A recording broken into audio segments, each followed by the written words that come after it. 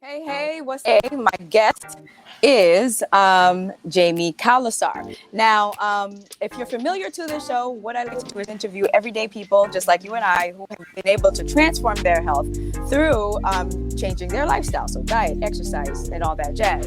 And so if you've been catching some of these shows, you've seen them, people lost a lot of weight or they've been able to feel better and all that jazz. But today's episode is slightly different with our guest, Jaime Kalasar. So he will tell us about his experience and his journey with multiple sclerosis. Now, those of you who are new to multiple sclerosis, what it is it's a autoimmune condition. It's a chronic illness that affects the central nervous system, so the brain and the spinal cord. So the body attacks the myelin, which is a fatty substance that kind of covers and protects the nerve fibers, and it attacks those, and it can cause damage to that as well as the nerve fibers, and that affects the impulses that's being sent between the brain and the spinal cord. So there are symptoms that you're going to experience: blurred vision, fatigue, slurred speech, pain, numbness, tingling, and all that. And it can be from mild to severe. It depends on the person. However, Jaime was able to discover how he was able to manage his with some changes in lifestyle. So we're going to get to it because I'm super excited about that, because stuff like that just gets me hyped.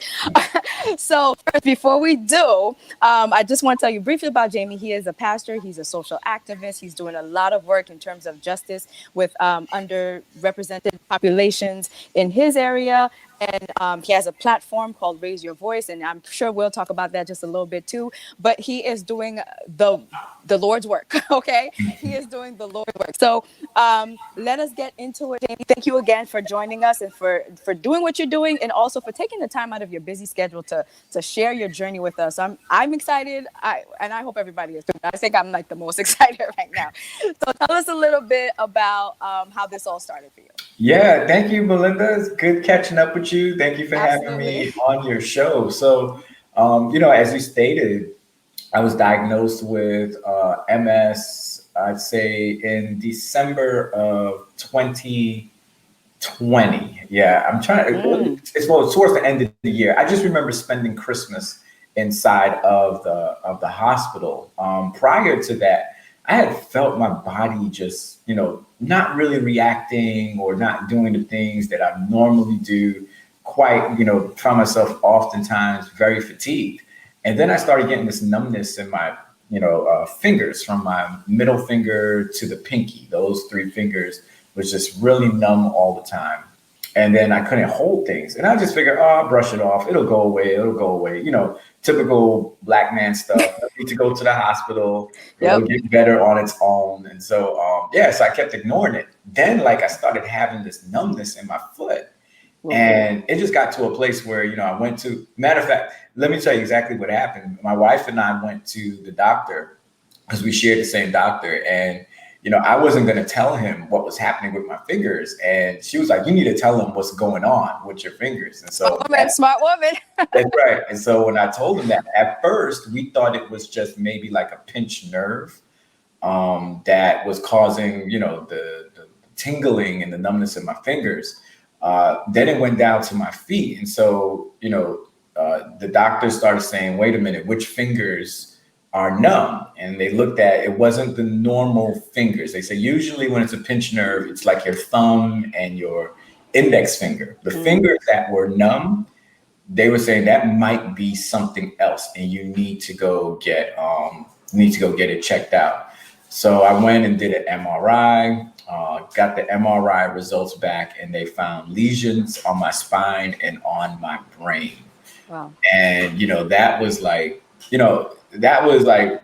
rocked my world, because I don't know about MS. Only thing I'm thinking MS is like Parkinson's disease. I'm thinking like, oh no, I'm gonna be crippled for the rest of my life. I won't be able to run and do things with my daughter. So it went from numbness in my fingers to my feet. I couldn't walk as normally as I wanted to, and then got to the hospital, and they were like, hey, we're seeing these lesions on your spine, and they diagnosed me with MS. So I have relapsing remitting MS, which is not a severe stage, but it's in the relapse stage. Wow. Okay, so you said December 2020. So that's like last year. Yeah. Yeah, yeah, Wow. So this is like very, very recent. yeah. So relaxing remitting MS. So what did they tell you about that one specifically? I guess based on the neurologist looking at my MRIs, that they said, okay, this looks like it's relapsing remitting. Apparently, the amount of lesions that were on my spine and brain wasn't at the next stage, which I think is progressive. I think there are three stages of MS. There's the relapsing, and then there's a progressive, and then there's one that's much more severe. Mm-hmm. That's the one, that where you have to either use a wheelchair or a cane or things like that. So I think based on my MRIs, that's how they realized that, okay, this is relapsing. You'll get back to normal, but do not, don't get too comfortable because you can have another flare up at any time. Wow. Okay. So now Right. what was what did they decide would be the treatment option for you? Right. So thank God I have an amazing doctor. Amazing doctor. So the doctors in the hospital, they wanted to put me on medication. Of course. They wanted to, and they were telling me, you just choose which MS medication you want to take. There are like tons of different medications for MS. There's Ocrevus, where people get a shot for 6 hours. They do it for 6 months. There's one that you take by mouth. I don't remember all the names of them, but the neurologist was like, hey, research it and pick one, and we'll get you on that.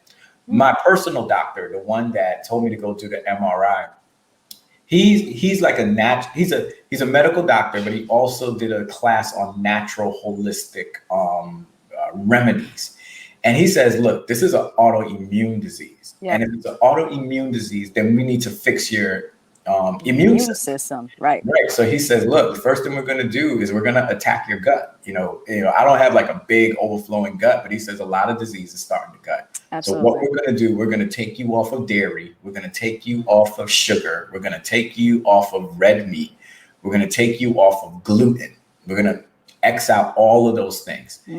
And then what we're going to do is we're going to add vitamins. So I take a cocktail of vitamins every day. Well, I take them at night. I just feel like it works better for me, my stomach at night. But I take 800 milligrams of magnesium, CoQ10, vitamin D. I think my vitamin D level was very, very low. Very, very low. So I was going to talk to you about that. Right? Yeah, go ahead. Yes, I take vitamin D, zinc. It's I can't even name all of them. I just know I just need to take all of them. Like omega-3. Yes. And, and I switched my diet. And Belinda, for one whole year, I have been medication free, been following my diet. I cycle just to keep, the blood flowing. I need to probably start lifting weights as well. But I went and had a 1 year MRI in December. And when they did the MRI, they saw no lesions on my spine. Look at that. Look at that. Yeah. Look at that. That is amazing. Yeah. They said there's one on my brain, but they're not worried about it. But the lesions that were there before, they have all moved. So the process that I'm on, my doctor told me, he says, look, we're going to, because as you described earlier about MS, my good blood cells are attacking my spine. So the reason why I'm on the cocktail of vitamins, and I take more milligrams than most people, is because he says we're going to shock those cells to go away from your spine and to go exactly where they need to be. So praise God. Praise God indeed. I feel great. And then praise God indeed. Yeah. Wow. Okay. So you said a year. So you were diagnosed in December 2019 because this is 2021. That's right. That's right. Okay. Yeah, I was getting paid. I just know it's December. So yeah. Okay.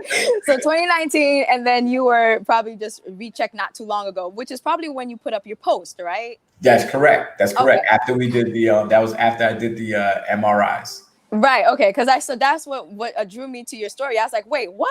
And then I was like, hey, I want to talk to you. So then, which was not too long ago, which is amazing. And look at that. Like, I am so excited when I hear that doctors are willing to try something different, especially in our, and I'm a nurse, right? So I know what it's like in Western medicine, and we know we're quick to prescribe medications. Here's this, here's that, here's that.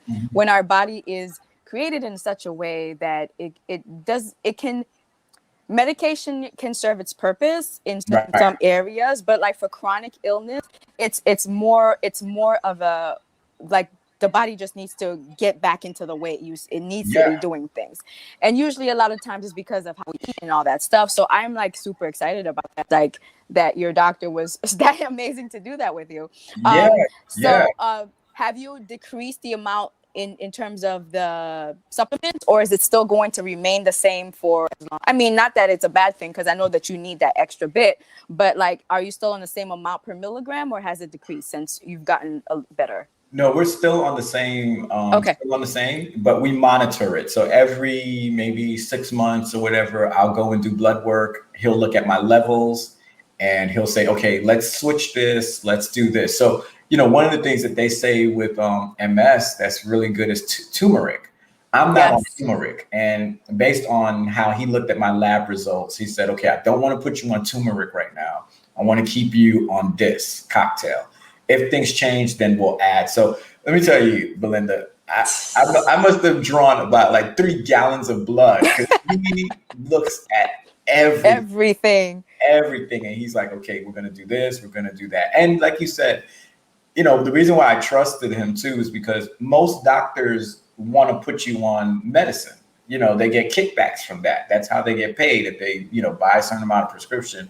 But he says, no, I believe in his motto is, let's fix things naturally before we go and use medicine. So he's not ruling out medicine, but he's Exactly. he's like, look, man, your body can fight this. You're still young. Your body can do this. So yeah, that's where I am right now. And that is awesome. That is awesome. So now, like, what were you thinking, like, when we were diagnosed with it? Like at first, what were some thoughts that went through your head? Oh man, I thought I wouldn't be able to, enjoy the rest of my life. I thought that I wouldn't be able to run and play with my daughters anymore. I thought that I would have been, wheelchair bound. Mm-hmm. You think you go through the worst. You just Scenarios, yeah. You start reading about it. You read all the bad stories. Yes, true. So it was, it was crazy.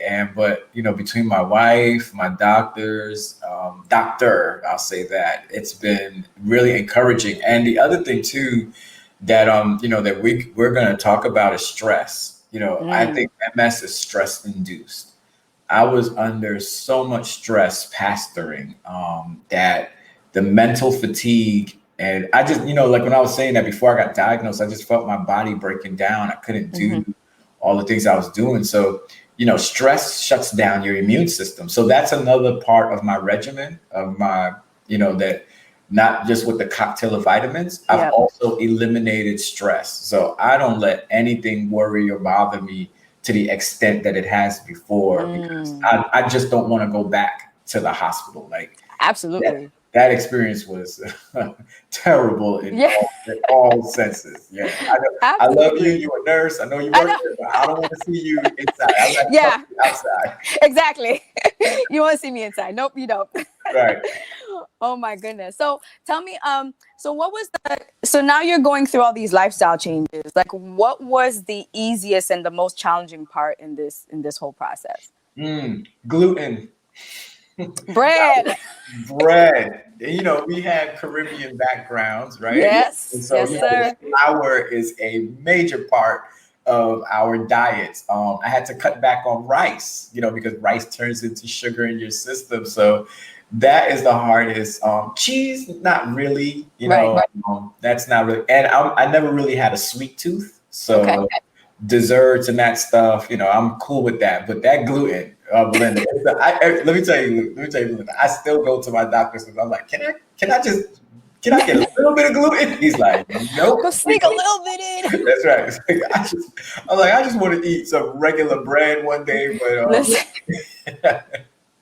it is so true. It is so, and gluten is very, very hard, especially not only because of bread, but then you find out when you start to eliminate it, you discover it's in almost everything. It's in almost everything. You're like, well, why would you want to put gluten in tomato sauce, guys? Like, right. I mean, and There isn't any tomato sauce, but it's just like something as small as that.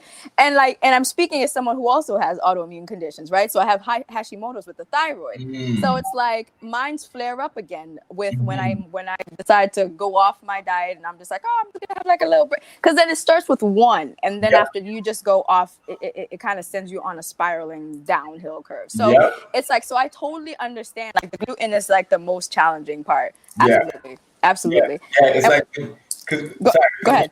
when you eliminate it, that's when you realize how much stuff has in it, right? Like Okay. all the things that have, like you said, like why is gluten in this? Why is gluten in that? So that's been the difficult part. But I'll say this: I have, so like my stomach was, like I said, it wasn't large, but it was kind of getting out of control. But since I changed my diet, I mean, I feel Flatten great. out.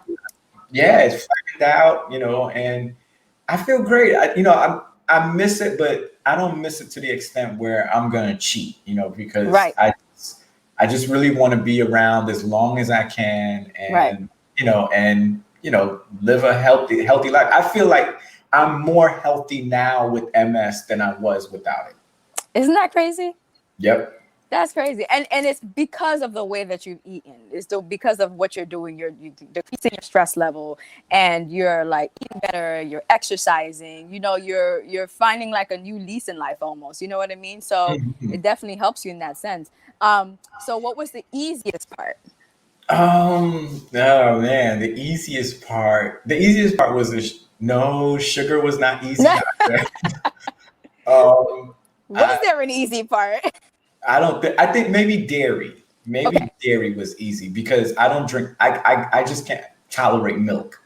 Um, Hmm. like I can't, if I drink a glass of milk, black people lactose intolerant, so it would just go right through me. But I would be able to drink milk with cereal. So my daughters and my wife, they don't drink milk. So we've never had milk in this house for, let me see, as long as we've been married. That's 13 years. So Okay. me not having milk, that's fine. I never really liked milk in the first place. Okay. But it's crazy. I don't even drink almond milk. I don't drink Really? any milk. Nah. So I don't know, something about milk. Me and milk don't work. So yeah. You're like, So, I don't care if it's from seeds, from nuts. I don't want it. right. All right. Well, then that's Yeah, we just bought oat milk for my daughters, and they love it. They're like, "Oh, this is the greatest thing." I'm like, "I'm not drinking that." So now speaking of your wife and your daughters, like, so has the whole family shifted into that way of eating now? Or is it simply, or I mean, obviously you probably will be on a little bit more stricter regimen, but like, is the whole family basically following some sort of similarity between that in your protocol? yeah, for the most part, Okay. my wife is on the same diet as me. Carlene's still on Okay. it. The girls, they still eat bread. They would still eat, cheese. So sometimes they'll still eat cheese and things like that. But, God's blessed me with these two exceptionally wonderful girls that they're okay if they don't get the regular cheese. If they're okay with eating Daya, they're okay with eating plant-based. That's So awesome. yeah, we don't have to fight with them. And one thing that we've always done in our family is that we're very intentional about vegetables. I So see. we make sure every meal they have some vegetables on there. So, and ever since they were small, so it's a regular thing for them. So it wasn't a hard transition. I That's awesome. mean, but they still eat some of the things that I don't eat. But if we wanted to remove it, I'm sure they'll be okay. They'll Okay. be like, all right, Yeah. They're like, all right, fine. yeah, we'll go with it. Yeah. So I kind of want to go back to stress a little bit, and because I know with like your pastoring, with your line of work, with your career choice, it's very hard to like decrease the stress. So like, give us a few examples of some of the things that you do to decrease. I know you said that you try not to let stuff bother you as much, but are there other things that you tend to do to help decrease the stress level? Yeah, I learned how to say no. Prior to that, I would say yes to everything. And as you talked about my work that I do, that I don't just pastor my church, I also do stuff in the community. So I'm not only doing meetings at my church, I'm doing meetings in the community. I'm running here and I'm running there, and then I'm also being a father and a husband. And I had to, while I was in that hospital, I had to reassess what are the important things? What are the meaningful things to me? And I said, my family first. So I'm always going to continue to be the best husband I can be, the best father I can be. Then I'm going to, my job, which is pastoring, and then just trying to manage that part, because the pastoring and the community work was consuming everything, for me. And I would always say, if everybody asked me to do something, I'd say, yeah, I'll be there. Sure, I'll do this. Sure, I'll do that. So now it's a little bit more slower pace, and I only give what I can give, and if people don't like that, then hey, you're not the one that's going to be in the hospital, right? Okay. Yeah. That is very, very true. That is very, very true. And have they been responding okay? Like, did you get any pushback at first, or like, how did that work? And how your church community, how did they feel about that? Yeah, my church and the conference, they've been very, very good, in responding to my diagnosis. So they understand, I have an associate pastor. And that was the thing too, like when, prior to that, when I was diagnosed, I didn't have an associate pastor. And I'll put it like this, I pastored the biggest church in Dallas, and I would probably say the biggest church in the Southwest Region Conference. And I was doing it by myself. Wow. And we have a lot of different tentacles and pieces in that church. And then, with doing the community stuff, so that was heavy. So now the conference, they've sent an associate, and, my associate does a lot of stuff that I can't do anymore. And, I just tell folks like, hey, because sometimes I do get tired. And I would say that and sometimes it's not a physical tiredness, it's a mental tiredness. Pastoring is all mental. It's really mental, and mental fatigue it'll break down your whole body. So I just do what I can. And if I can't do it, then just remind people I'm only human. That's right. That's right. So tell us a little bit about the exercise. You said that you've been lifting so far. So how's that going? Yeah. So no. I need to start lifting. Oh, you need to start lifting. Okay. Yeah, I need to start lifting. I would say that's probably one of the difficult things. But what I have picked up, I went and picked up one of the most expensive hobbies that an individual can do. Don't ask me why, but I have a bicycle. It's interesting too, right? Oh man. So I've always said I wanted to cycle. And 2019, when I was diagnosed with MS, while I was in the hospital, my wife had bought me a bicycle. She was going to surprise me with this bike. And so so God works in mysterious ways. Yes, right? He does. So now I knew you needed it. That's right. So I cycle. I got a club that I bike with. It's kind of difficult now in the cold months, but I've been loving just getting on the bike and just riding. So we'll do sometimes 30 miles. We'll do 25 miles. And that, that just keeps the blood flowing and, the exercising. But I do need to start lifting weights, because that's another thing that they say with MS treatment, that it's good to keep exercising, always make sure that you find time to exercise. And I think that's just good in general, right? Everybody should be exercising, doing push-ups or whatever it can be. But yeah, I probably need to train with you, Belinda, get me going. Yeah, we'll definitely get on something. Right. That's awesome. Oh my goodness. Well, that's good. So now one of the things that I remember reading about in your post, which I definitely want us to touch on, was that I guess there were some myths regarding who are the people, or the demographic of people who are affected by MS. Tell us a little bit about that. Yeah. So MS traditionally used to be known as a white lady disease, right? That white women in their 20s or in their 40s. There have been studies now that a lot more Black people have been diagnosed with MS, and a lot more men as well. As a matter of fact, I just finished talking to a gentleman that I was encouraging about my diet and about all the things I'm doing, who was diagnosed with MS as well. So, what I want to do with my MS is use it to empower others and to bring MS awareness, that it's not a white woman's disease, that it's affecting people of color as well, but that you can fight it. You don't have to give into it, right? Like that was the one thing that I determined after I came out the hospital, was that I'm not going to let MS defeat me. I'm going to fight this thing as hard as I can. And I want to use my platform to just bring that awareness. And the other thing too, that that I want to bring awareness to is that the thing with chronic illnesses, or especially like my disease, is that we don't look sick, right? We can walk out on the street and you would look at me and you would say, "Oh, he looks like everything's fine with him," and things like that. So I just want to make people aware of how MS works and what MS does, and how we can come together as a community to support those with MS or any kind of chronic illness. And, and not throw medical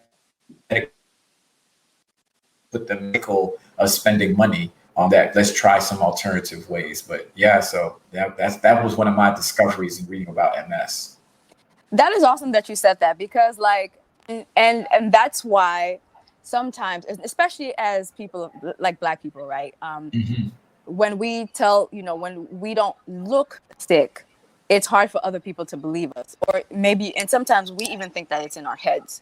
Yeah. Right. We're just like, what, maybe it's just me. Like how you were saying, what I mean? Because I remember when my symptoms first started, I was like, nah, maybe I'm just too tired. Like I'm working all these weird shifts and all that stuff.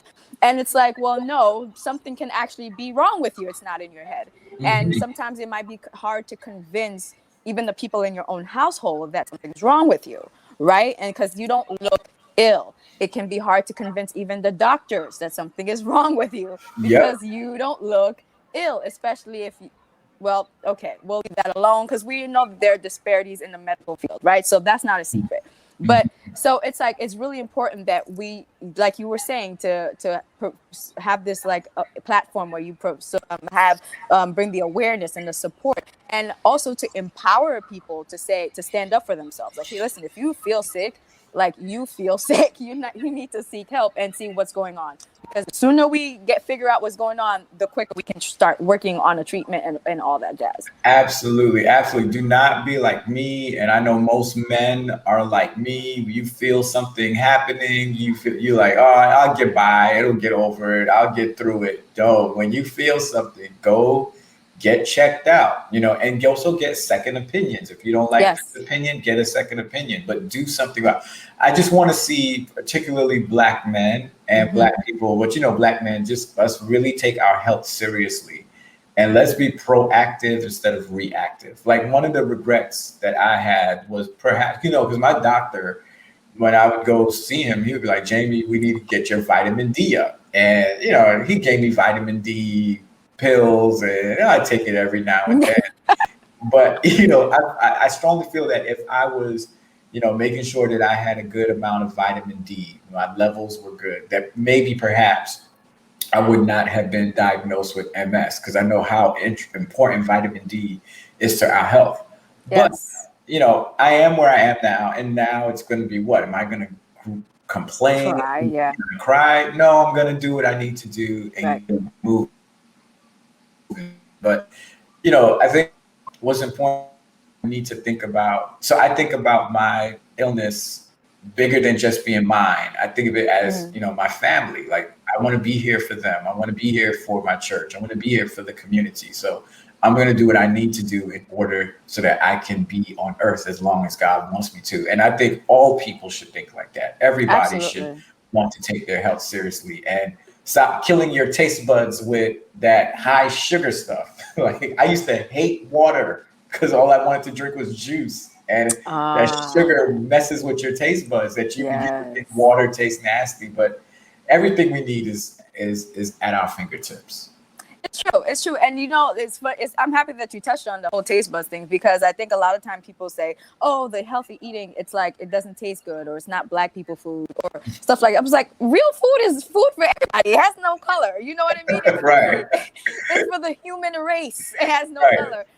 But we've been so brainwashed to think that packaged foods and high salty, really fatty, salty, oily foods is what is, Black food. And that's not true. Or it has come about because of how our ancestors were brought into this country and what we had to eat and how we had to cook in order for us to survive.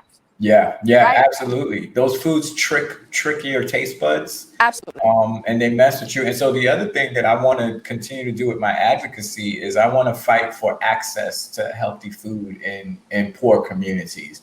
I strongly believe that a lot of the illnesses and the sicknesses we have is because of the choices that we've been given. You know, I don't know about you. I knew where I grew up, there wasn't like, you know, a plethora of healthy fruit stands where people get, or it wasn't encouraged. So, you know, being here in Texas, I see the disparities in that there are a lot of people who are sick and they don't have a choice, right? They don't have a choice to not be sick because the things that they have access to, just the fruit and vegetable stands are just terrible. You know, the fruits look bad. They look like they look like they were the ones that were left on the truck. Yes. The good ones went somewhere else. So that's something else I want to advocate for, to fight for supermarkets, fight for access to healthy food and, you know, healthier conditions, so that we're not breathing in toxic fumes and we're not breathing in all the stuff that can affect our health long term.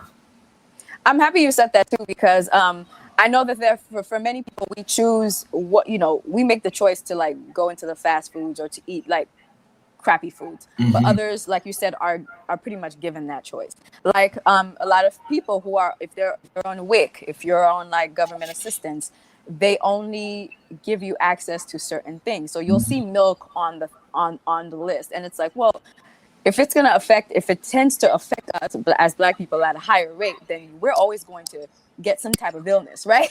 We're going to be infected by it, and maybe not right away, but insidiously and across and over a period of time. So access to food is super important, and I would love to like, because while we were talking, I was thinking about that, but I'm also thinking about the people who do not have access to like the Whole Foods and just like a regular supermarket with stuff. And it's like, well, we can talk all this health stuff, but then if these people over here are suffering with that, like, how can you help them in that area? So that's something that I think about often.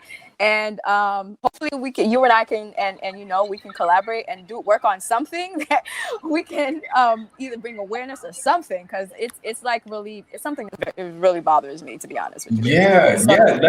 Let's definitely do it. You know, there's a book and there's something called food apartheid, and it's real. It's an actual thing where, you know, that certain areas just will not get, you know, a Trader Joe's or a Whole Foods market or one of those, you know, types of supermarkets that bring healthy choices. It's just real, you know, that where supermarkets are positioned and where they're placed and where certain people have access to certain things. And then the other thing too is that I know right here in Texas, and I've done my research, is that so here's the thing. Your life expectancy is dependent on your zip code. Yes. Right? Where you live will determine how long you live. And so we have zip codes in Dallas, which are predominantly in Black neighborhoods, where it's okay to put a meat packing district, where it's okay to put a plastic recycling factory.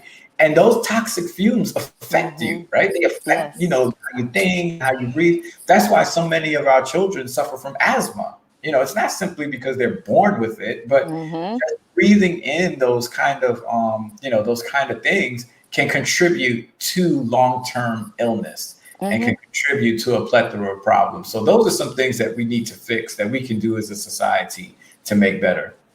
I agree. In addition to the access, I think we also should stress on the education part, because I know that there were some studies. While I was in, I did a course several years ago, and it still remains with me. But in that we were talking, well, I decided to focus on like the, you know, disparities in you know, food access and food deserts and all that.